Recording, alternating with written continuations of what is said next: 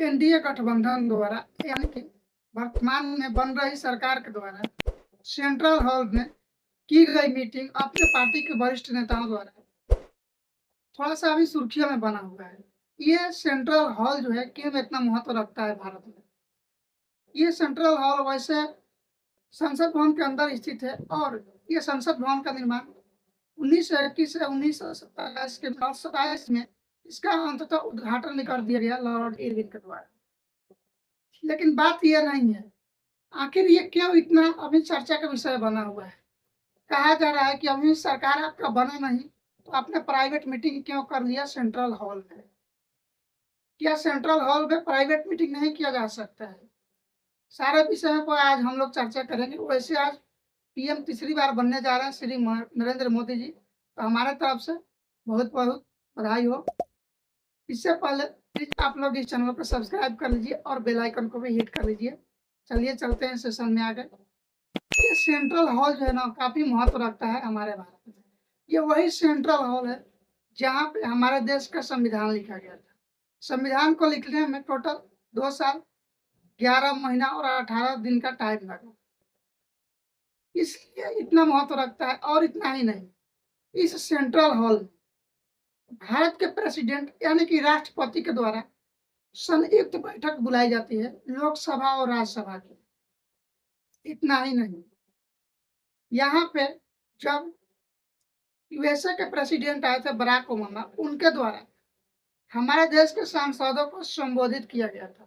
तो अब सवाल इस पर यह खड़ा हो रहा है कि ये इतना महत्वपूर्ण होते हुए भी आपने इस जगह पे प्राइवेट मीटिंग क्यों कर दी? तो क्या यहाँ पे प्राइवेट मीटिंग नहीं किया जा सकता है? यहाँ पे प्राइवेट मीटिंग किया जा सकता है, कई बार हो भी चुका है। लेकिन खैर विपक्ष का क्या है, उनका तो सवाल खड़ा करना बनता ही है। वैसे आज मतलब आज 9 तारीख को हमारे देश के यशस्वी प्रधानमंत्री तीसरी बार बनने जा रहे हैं श्री नरेंद्र मोदी जी। शाम के 7:15 बजे उनका शपथ ग्रहण होना है। आपको पता ही होगा कि शपथ भारत के प्रेसिडेंट के सामने होता है, यानी कि भारत के जो भी प्रेसिडेंट होंगे प्रेजेंट में, उनके द्वारा भारत के प्रधानमंत्री को शपथ दिलवाया जाता है। और ये इनको अधिकार कहाँ से मिलता है? तो ये भारतीय संविधान का अनुच्छेद 75 के क्लॉज 1 के द्वारा ये अधिकार दिया जाता है, अधिकार प्राप्त है। तो भारत के प्रेसिडेंट नियुक्त करेंगे भारत के प्रधानमंत्री को और इनके साथ साथ मंत्रियों को भी शपथ दिलाई जाएगी। अब इन मंत्रियों को शपथ कौन दिलाएगा? भारत के पीएम?